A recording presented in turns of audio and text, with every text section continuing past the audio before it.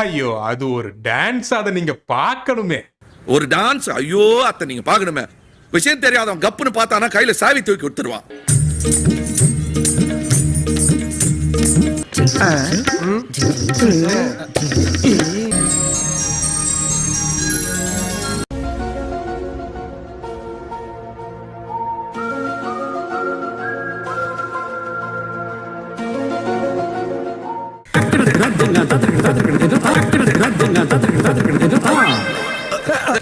ஐயோ 5 பைசா கூட இல்லையே. நான் பரதநாட்டியம்ல வணக்கம் சொன்னேன், இது கூட தெரியல.